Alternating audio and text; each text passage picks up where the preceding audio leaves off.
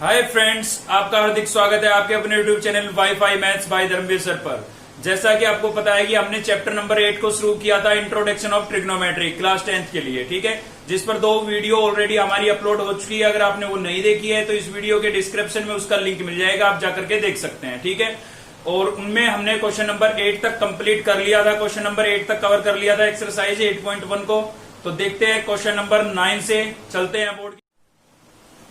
तो question number 9 है हमारा भाई, पहले स्टेटमेंट पढ़ लेते हैं। Triangle ABC right angled at B. देखिए बोला गया है कि बी पर क्या है, राइट एंगल्ड है। 90 डिग्री का एंगल कहां पर है, बी पॉइंट पर है। देखिए सीरियल वाइज वीडियो को देखेंगे तभी बेटर समझ में आएगा, ठीक है। तो इसमें क्या गिवन है हमें, tan A equals to 1/√3। tan A की वैल्यू हमें गिवन है 1/√3।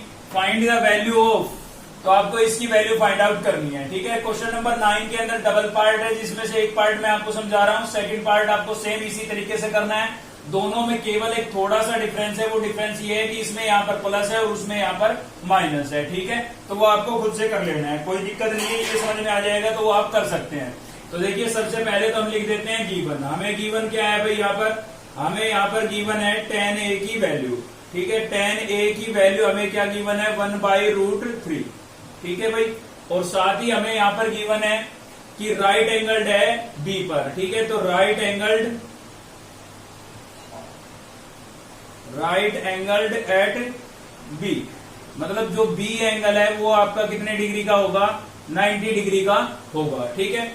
अब देखिए हमने आपको एक ट्रिक बताई थी फॉर्मूले याद करने के लिए, पंडित बद्री प्रसाद हर हर बोले सोना चांदी तोले, ठीक है। और यहां पर होता था आपका कोसिकेंट, सीकेंट और कोट। बार बार देखेंगे इसको, खुद पे खुद याद होती चलेगी, कोई बड़ी बात नहीं है। और इससे हम काफी सारे फॉर्मूले याद करने वाले हैं, ठीक है ना।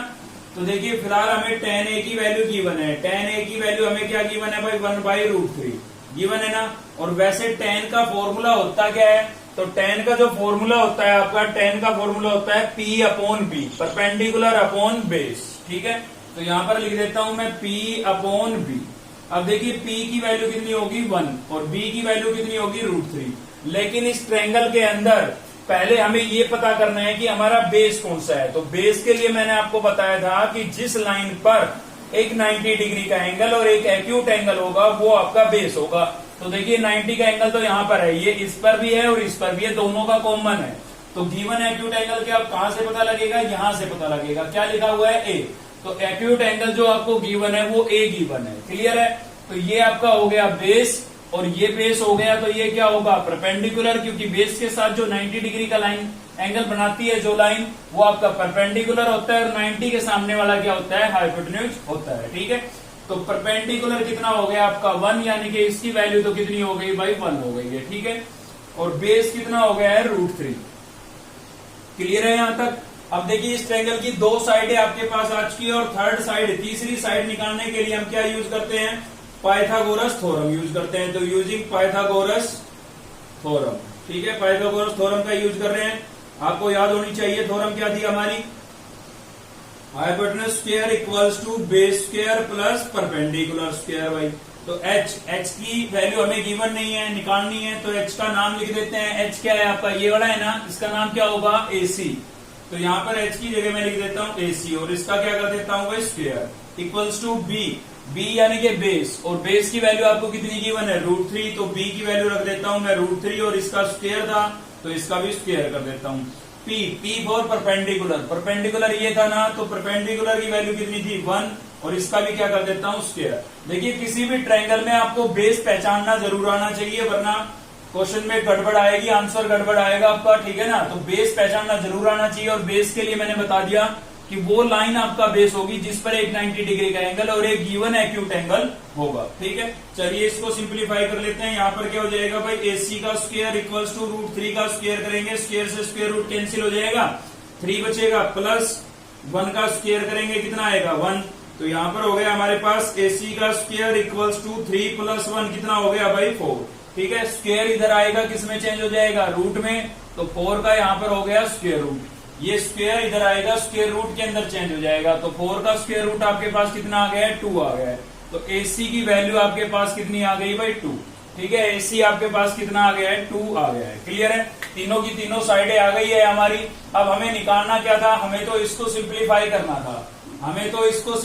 करना था, ध्यान से समझना, क्योंकि इस क्वेश्चन से आपके बचे कुछ डाउट क्लियर होने वाले हैं। ठीक है, तो इसको सिंप्लीफाई करना था। तो इसमें आपको कौन कौन से ट्रिग्नोमेट्रिक फंक्शन नजर आ रहे हैं, हमें सबसे पहले नजर आ रहा है साइन ए। तो साइन ए की वैल्यू निकाल लेते हैं भाई। ठीक है, एंगल पर ध्यान रखना, यहाँ पर ए है ना, तो यही वाला बेस रहेगा आपका। ठीक है, फिलहाल के लिए, क्योंकि ए लिखा हुआ है यहाँ पर। अब देखिए साइन के लिए फॉर्मूला क्या था, साइन होता क्या था आपका P/H। साइन क्या होता था, P/H। तो यहाँ पर आप P की वैल्यू रख दें। P कितना था भाई, P कितना गिवन है हमें P गिवन है, परपेंडिकुलर कितना है 1 है हमारा, और हाइपोटेन्यूज कितना गिवन है आपको 2। ठीक है, तो साइन ए की वैल्यू आपके पास आ गई 1/2। उसके बाद आपके पास है कोस सी। पहले ए एंगल की निकाल लेते हैं। देखिए साइन ए की निकाल ली हमने, अब कोस ए है यहाँ पर, देखिए दिख रहा है ना, तो कोस ए की निकाल लेते हैं। ठीक है, सी के एंगल की बाद में निकाल लेंगे, तो कोस की निकाल लेते हैं। अब कोस क्या होता है B/H, यहाँ पर अब भी ए है तो बेस यही है तुम्हारा, और कोस क्या होता है B/H।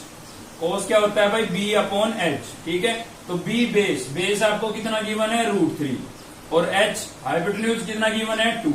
तो कोस ए की वैल्यू आपके पास कितनी आ गई है √3/2। ठीक है, अब चलते हैं सी पर। तो यहाँ पर दिख रहा है आपको कोस सी, तो कोस सी की वैल्यू निकालनी है। ठीक है ना, देखिए फॉर्मूला तो सेम रहेगा, कोस ए था जब भी B/H ही था, और कोस सी है तब भी B/H ही रहेगा। पंडित बद्री प्रसाद से तो लिख रहे हैं, लेकिन वैल्यू चेंज हो जाएगी। किसकी वजह से, यहाँ पर आपको दिख रहा है सी, तो सी अब यहाँ पर दिख रहा है, तो इसका मतलब गिवन एक्यूट एंगल अब ये है आपका, और गिवन एक्यूट एंगल ये है, तो बेस ये हो गया ना। क्लियर है, ध्यान देना, इसीलिए मैं बोल रहा था कि इस क्वेश्चन से आपके बच्चे कुछ डाउट क्लियर हो जाएंगे। तो यहाँ पर सी आने की वजह से गिवन एक्यूट एंगल कौन सा हुआ, सी हुआ। तो अब ये बेस हो गया, क्योंकि इस लाइन पर एक 90 का और एक गिवन एक्यूट एंगल है, और ये बेस है, तो ये क्या हो गया परपेंडिकुलर। ठीक है ना, तो बेस अब कितना हो गया है हमारा 1, और हाइपोटेन्यूज तो सेम ही रहता है। ठीक है ना, तो ये कितना है हमारा 1/2। अब हम निकाल लेते हैं, अब बचता है हमारे पास साइन सी। साइन सी की वैल्यू निकाल लेते हैं। तो देखिए साइन सी है तो बेस कौन सा रहेगा, ये सी वाला ही रहेगा। लेकिन साइन होता क्या है, साइन होता है P/H। साइन क्या होता है P/H, परपेंडिकुलर अपॉन हाइपोटेन्यूज। तो परपेंडिकुलर कितना है, ये बेस था ना, तो ये परपेंडिकुलर है। अगर ये बेस हो चुका है तो ये क्या होगा, परपेंडिकुलर होगा। और परपेंडिकुलर की वैल्यू कितनी है √3, और H कितना है आपके पास 2 है। क्लियर है, तो यहाँ पर एंगल पर डिपेंड करेगा, जो गिवन एंगल होगा यहाँ पर वही आपका बेस होगा, मतलब वो लाइन बेस होगी जहां पर ये गिवन एक्यूट एंगल होगा। जैसे ए था तो बेस ये था, सी आ गया तो बेस सी हो गया। अगर ये बेस है तो ये परपेंडिकुलर, और ये बेस है तो ये परपेंडिकुलर। ठीक है ना, सभी की वैल्यू आ गई है। अब इनको हम इसमें रिप्लेस कर देते हैं। देखिए कैसे रिप्लेस करेंगे, क्या करते हैं, ये जो वैल्यू आपको मिली है, कैलकुलेट की हमने वैल्यू, ठीक है ना, इनको हम पुट कर देते हैं इसके अंदर, जिसका रिजल्ट हमें निकालना था। हमें सिंप्लीफाई करना था किसको, साइन ए, ठीक है, और कोस सी, साइन ए कोस सी प्लस कोस ए साइन सी। ठीक है भाई, इसको सिंप्लीफाई करना था हमें। तो इन सभी की वैल्यू रिप्लेस कर दीजिए आप। तो देखिए साइन ए की वैल्यू हमारे पास क्या थी, साइन ए की वैल्यू हमारे पास आई थी 1/2। तो यहां पर मैं लिख देता हूं 1/2, इसकी वैल्यू लिख दी मैंने। फिर है कोस सी, तो कोस सी की वैल्यू भी कितनी आई भाई 1/2 आई, तो मैंने इसकी वैल्यू भी लिख दी 1/2। बीच में प्लस था तो प्लस लगा दिया। फिर लिखा हुआ है कोस ए, कोस ए की वैल्यू कितनी आई हमारी √3/2, तो √3/2। ठीक है, और साइन सी की वैल्यू कितनी थी, ये भी √3/2 थी भाई, √3/2। ठीक है, अब इनको थोड़ा सिंप्लीफाई कर लेते हैं। देखिए 1 को 1 से मल्टीप्लाई करेंगे 1, और 2 जा कितना हो गया 4, प्लस √3 को √3 से करेंगे कितना हो जाएगा 3। ठीक है ना, स्क्वायर हो जाएगा, √3 इंटू √3 क्या होगा, √3 का स्क्वायर, और स्क्वायर से स्क्वायर रूट कैंसिल। या फिर आप ऐसे समझ सकते हैं कि √3 इंटू √3 कितना हो जाएगा √9, और 9 का स्क्वायर रूट कितना होता है 3 होता है, और 2 जा कितना हो गया भाई 4। अब आप यहाँ पर ले लेंगे एलसीएम, एलसीएम कितना आएगा 4, तो यहाँ पर 4 से 4 कैंसिल कितना बचा 1, प्लस यहाँ पर भी 4 से 4 कैंसिल कितना बचा 3, तो 3 + 1 कितना हो गया 3 + 1 4, तो 4/4, 4 से 4 कैंसिल, कितना बचा भाई 1, और ये आपका क्या हो जाएगा आंसर। तो कोई भेद नहीं था। सबसे पहले हमने ट्रायंगल की तीनों साइडों को कैलकुलेट कर लिया, दो तो हमें गिवन 10 से मिल गई थी और तीसरी हमने पाइथागोरस थ्योरम का यूज करके निकाल ली। तीनों साइडें मिलने के बाद पंडित बद्री प्रसाद का यूज करके जिसकी वैल्यू चाहिए वो कैलकुलेट की और रिप्लेस कर दिया, सिंप्लीफाई कर दिया, ठीक है ना। एक चीज और बताना चाहूंगा, इसका जो सेकंड पार्ट है उसमें आपको ये वैल्यू दोबारा से निकालने की आवश्यकता नहीं है, क्योंकि आप एक बार निकाल चुके हैं, उसमें सीधा बस इन वैल्यू को पुट कर लेना है, ठीक है, और एलसीएम लेकर के सिंप्लीफाई कर लेना है, ठीक है। तो सेकंड पार्ट आप खुद से ट्राई करेंगे। चलिए देखते हैं नेक्स्ट क्वेश्चन नंबर 10 और मोस्ट इंपोर्टेंट क्वेश्चन है भाई। तो देखते हैं नेक्स्ट है हमारा भाई क्वेश्चन नंबर 10। क्या बोल रहा है इन्हें ट्रायंगल PQR आपको एक ट्रायंगल गिवन है, right angle at Q, Q पर कितने डिग्री का एंगल है, 90 डिग्री का एंगल है, दिख रहा होगा आपको, ठीक है। तो हमने Q पर 90 डिग्री का एंगल बना दिया है। साथ ही बोला गया है कि PR प्लस QR, ठीक है। तो PR यानी कि ये हाइपोटेन्यूज और QR यानी कि ये वाला बेस, ठीक है। तो इन दोनों का सम दिया हुआ है आपको, इन दोनों का जो सम है वो कितना है 25 सेंटीमीटर है, और PQ आपको कितना गिवन है भाई 5 सेंटीमीटर। तो आपको क्या करना है, डिटरमाइन द वैल्यू ऑफ, आपको साइन P, कोस P और टेन P की वैल्यू निकालनी है, ठीक है। अब देखिए किसी भी ट्रिग्नोमेट्रिक फंक्शन की वैल्यू तो हम तब निकाल सकते हैं ना जब ट्रायंगल की तीनों साइडें हमारे पास हो, केवल एक साइड गिवन है और बाकी दो साइडों का सम गिवन है। तो देखिए कैसे करेंगे सॉल्यूशन इसका। तो सबसे पहले तो हमें जो गिवन है वो लिख देते हैं हम। हमें क्या गिवन है भाई, हमें गिवन है यहाँ पर PQ जो है वो कितना गिवन है 5 सेंटीमीटर गिवन है। साथ ही हमें गिवन है PR और प्लस QR, दोनों का सम कितना गिवन है 25 सेंटीमीटर। अब इन दोनों में से मैं किसी एक को कर लेता हूं लेट, ठीक है। तो मैंने लेट कर लिया है PR को मैंने क्या लेट कर लिया है, x सेंटीमीटर लेट कर लिया है भाई, ठीक है। मैंने मान लिया कि PR की वैल्यू कितनी होगी, x होगी, तो इसकी जगह मैं x लिख सकता हूं। तो मैंने लिख दिया x और प्लस में क्या है मेरे पास QR और इक्वल्स टू कितना था 25, समझे ना कुछ। इन दोनों में से किसी एक को आप x लेट कर ले और दूसरे की वैल्यू निकाल ले इसमें रख के, क्लियर है। तो ये कर रहे हैं हम। तो इसको हमने x लेट कर लिया, तो इसकी जगह मैंने x लिख दिया है। QR आपका सेम लिखा हुआ है, 25 सेम लिखा हुआ है।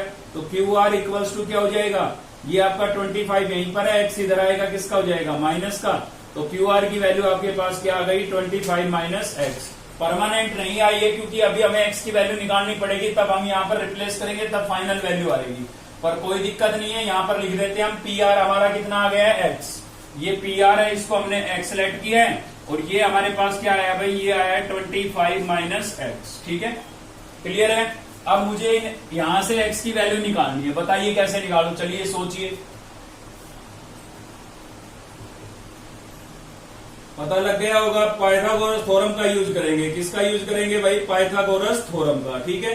क्योंकि तीनों साइडें अब हमें गिवन है, चाहे x की टर्म में गिवन है लेकिन गिवन तो है, तो हम यहाँ पर पाइथागोरस थ्योरम अप्लाई करेंगे जिससे हमारे पास x की वैल्यू आ जाएगी।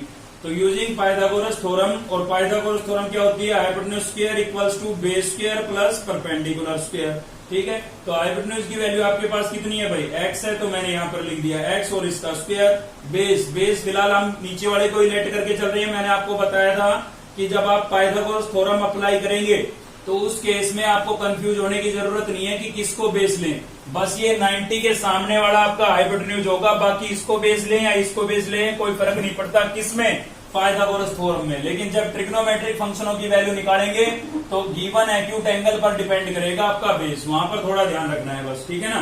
तो h हो गया x, बेस कितना ले रहे हैं, नीचे वाला ही ले रहे हैं, तो बेस है आपका 25 माइनस x और पूरे का होल स्क्वायर कर देते हैं, प्लस p, परपेंडिकुलर कितना है भाई 5 और इसका भी क्या कर देते हैं स्क्वायर। तो ये हाइपोटेन्यूज, ये बेस और ये क्या हो गया परपेंडिकुलर। चलिए सिंप्लीफाई कर लेते हैं। तो यहाँ पर x का स्क्वायर करेंगे x स्क्वायर, यहाँ पर देखिए लग रही है आइडेंटिटी a माइनस बी का होल स्क्वायर, तो क्या होता है a का स्क्वायर प्लस b का स्क्वायर और माइनस 2ab, ठीक है, आइडेंटिटी लगा दी है मैंने, a square plus b square minus 2ab, और प्लस में यहाँ पर ये 5 का स्क्वायर कितना हो जाएगा 25, दिख रहा है ना आपको यहाँ पर बोर्ड पर, बिल्कुल दिख रहा है। चलिए आगे सिंप्लीफाई करते हैं। तो यहां से बचेगा हमारे पास x स्क्वायर भाई इक्वल्स टू है, फिर इक्वल्स टू लगा देते हैं, 25 का स्क्वायर, 25 का स्क्वायर कितना होता है 625 होता है, ठीक है ना, याद कर लें आप इनको थोड़ा सीधा। यहाँ पर है मेरे पास x स्क्वायर, ठीक है। 25 को 2 से मल्टीप्लाई करूंगा कितना हो जाएगा 50 ही हो जाएगा।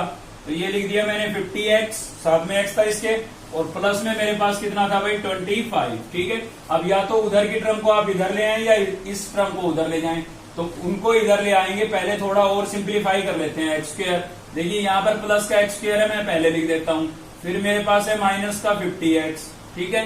और देखिए ये दोनों लाइक टर्म है ना, तो इसके साथ एक्स की टर्म है ना इसके साथ, तो इन दोनों को मैं ऐड कर सकता हूँ। तो 625 प्लस 25 कितना हो गया भाई 650 हो गया ना, 650।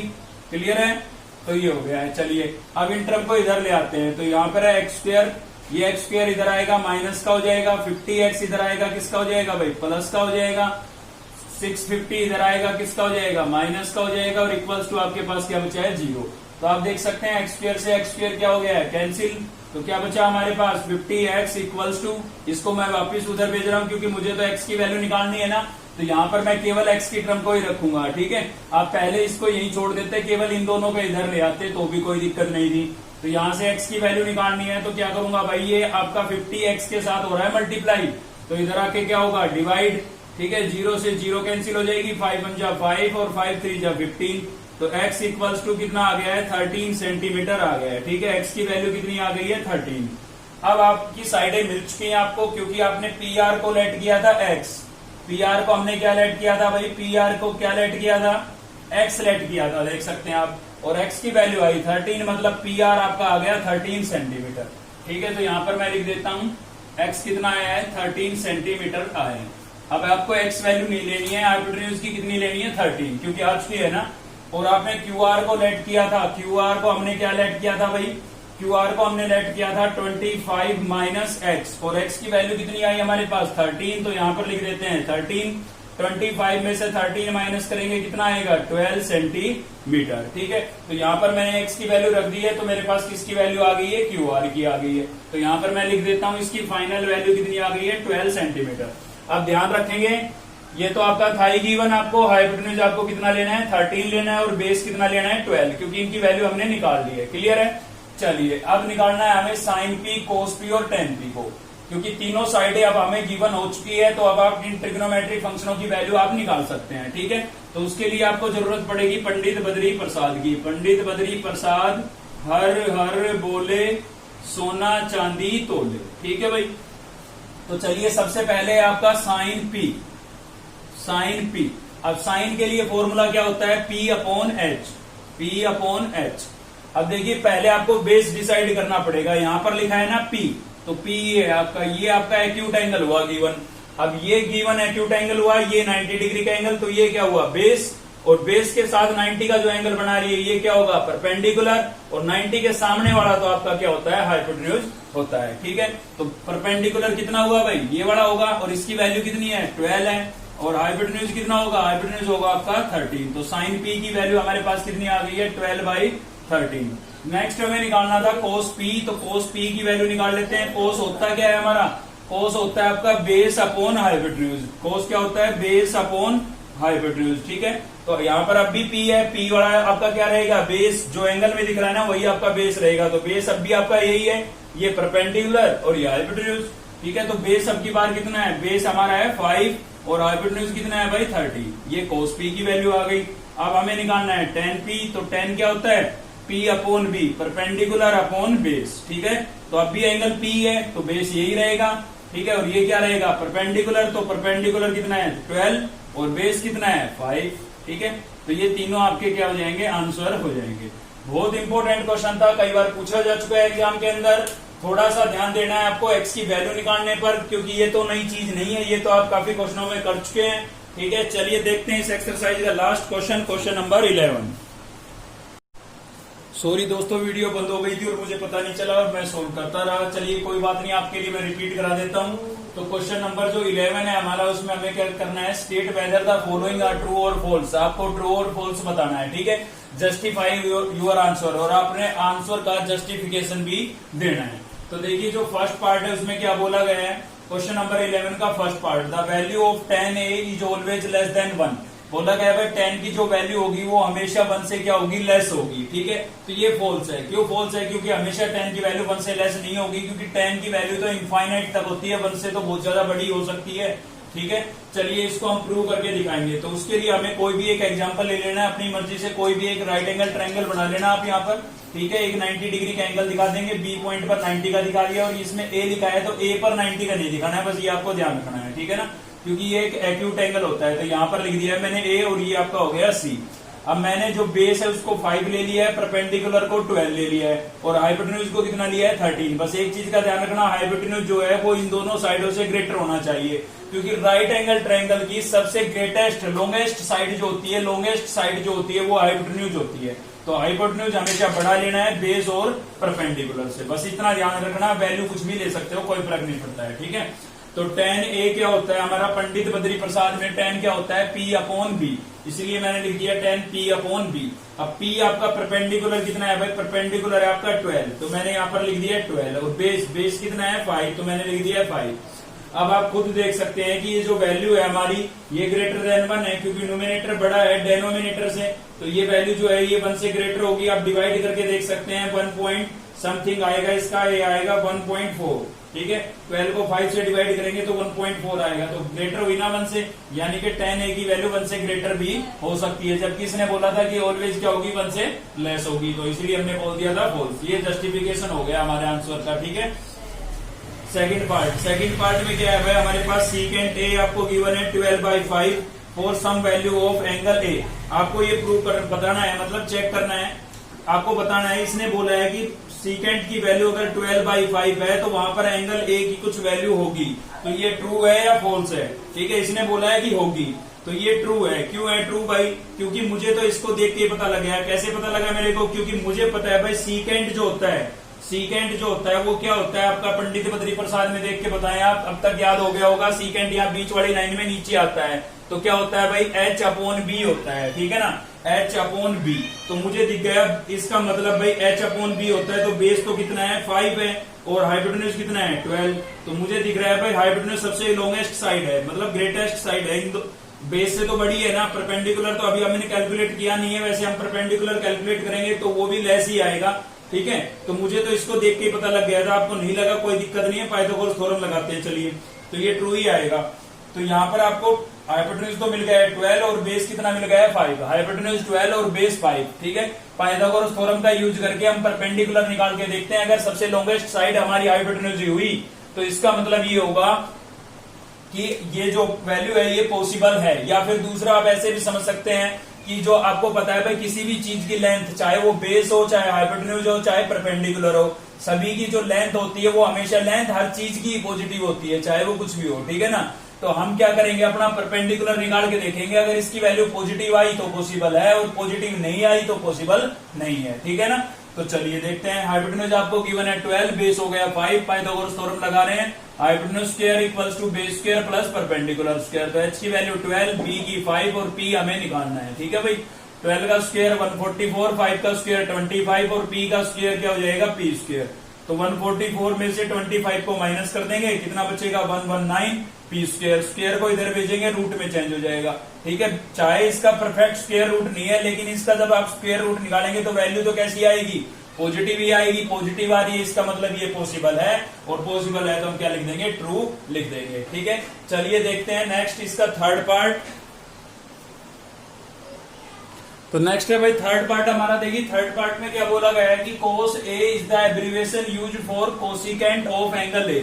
देखिए इसने बोला है कि cos A जो है ना उसको एज ए एब्रिविएशन, मतलब कोसिकेंट की जो एब्रिविएशन है वो cos A है, मतलब कोसिकेंट को हम cos A पढ़ सकते हैं, लेकिन आपको अच्छे से पता है ये तो गलत बात है, क्योंकि cos A एक अलग ट्रिग्नोमेट्रिक फंक्शन है और कोसिकेंट को हम क्या लिखते हैं, कोसेक लिखते हैं भाई। क्या लिखते हैं, कोसेक। कोसिकेंट की एब्रिविएशन क्या है, कोसेक है। कोस एक अलग ट्रिग्नोमेट्रिक फंक्शन है, ठीक है ना। तो यहाँ पर रीजन बता देंगे कि cosec is the abbreviation use for cosecant. Cosecant के लिए जो एब्रिविएशन यूज की जाती है वो क्या यूज की जाती है, कोसेक यूज की जाती है। कोस तो एक अलग ट्रिग्नोमेट्रिक फंक्शन है, ठीक है। ऐसे ही फोर्थ पार्ट है आपका, quote a is the product of quote and a. ये बोल रहा है कि कोट ए जो है वो प्रोडक्ट है कोट और ए का। देखिए मैं आपको बता देता हूं ये प्रोडक्ट नहीं है, ठीक है ना, ये प्रोडक्ट नहीं है, फॉल्स होगा यहाँ पर। तो क्या है, ये एंगल ए पर कोट टेंजेंट की वैल्यू है, ठीक है, कोट की वैल्यू, यानी कि कोट की वैल्यू एंगल ए पर। तो तो कोट ए का मतलब क्या है, cotangent of angle A, ठीक है, cotangent of angle A, मतलब एंगल ए पर कोट की वैल्यू। क्लियर है, समझ में आई बात भाई। फिफ्थ पार्ट है हमारा sine theta 4/3 for some value some angle theta. ये सेम वो सीकेंट वाला केस लिया था हमने, वैसा ही आ गया है हमारा, ठीक है। तो चलिए इसको सिंप्लीफाई करके देखते हैं। देखिए पहले तो आपको पता होना चाहिए पंडित बद्री प्रसाद में आपका साइन होता क्या है। तो पंडित बद्री प्रसाद हर हर बोले सोना चांदी तोले। बताइए देख के साइन क्या होता है, P/H होता है भाई, ठीक है ना। तो यहाँ पर साइन थीटा इक्वल्स टू हमें गिवन है 4/3 और फॉर्मूले में हमारा साइन थीटा होता है P/H। तो यहाँ पर मैं लिख देता हूँ P/H। इसका मतलब क्या हुआ है, इसका मतलब ये हुआ कि परपेंडिकुलर आपका होगा 4 और हाइपोटेन्यूज होगा कितना 3। हाइपोटेन्यूज कितना होगा 3। तो मुझे तो यहीं से पता लग गया ये फॉल्स है। क्यों फॉल्स है भाई, देखिए परपेंडिकुलर की वैल्यू कितनी है 4 और हाइपोटेन्यूज की वैल्यू कितनी है 3 है। तो हाइपोटेन्यूज तो सबसे लॉन्गेस्ट साइड होती है किसी भी ट्रायंगल की, और यहाँ पर हाइपोटेन्यूज से बड़ा तो परपेंडिकुलर ही है, ठीक है ना। तो ये पॉसिबल है नहीं, यहीं से पता लग रहा है। फिर भी आपको लग रहा है कि हमें और चेक करना चाहिए, तो आप पाइथागोरस थ्योरम लगा सकते हैं। Hypotenuse square equals to base square plus perpendicular square, ठीक है। तो बेस को निकाल के देख ले आप, यहाँ पर बेस अगर नेगेटिव आया तो पॉसिबल नहीं है और पॉजिटिव आया तो पॉसिबल है। तो h की वैल्यू कितनी हो गई भाई 3 का कर देते हैं स्क्वायर, बेस हमें निकालना है और परपेंडिकुलर आपको गिवन है 4 और इसका स्क्वायर। तो 3 का स्क्वायर 9, यहाँ पर क्या हो जाएगा b स्क्वायर, 4 का स्क्वायर 16, तो 16 इधर आएगा माइनस का हो जाएगा और इक्वल्स टू क्या हो गया b स्क्वायर। तो 9 में से 16 माइनस करेंगे कितना बचेगा, माइनस का 7 बचेगा। तो b स्क्वायर की वैल्यू हमारे पास क्या आ रही है, -7 आ रही है। इसका मतलब क्या है, ये फॉल्स है, ये वैल्यू पॉसिबल नहीं है। साइन थीटा की वैल्यू 4/3 नहीं हो सकती है किसी एंगल पर, ठीक है ना, क्योंकि जो आपका बेस है वो कैसा आ रहा है, नेगेटिव आ रहा है और किसी भी चीज की लेंथ कभी नेगेटिव नहीं होती है। क्लियर है भाई। तो ऐसे ही आपको करना था। ये एक्सरसाइज आपकी कंप्लीट हो गई है। आज की इस वीडियो में केवल इतना ही था दोस्तों। अगर आपको वीडियो अच्छी लगी तो लाइक करें, चैनल को सब्सक्राइब कर लें, ठीक है, और बेल आइकन को दबा लें ताकि नेक्स्ट वीडियो का नोटिफिकेशन आपको मिलता रहे, ठीक है। मिलते हैं नेक्स्ट वीडियो में, तब तक हंसते रहिए, मुस्कुराते रहिए और पढ़ते रहिए।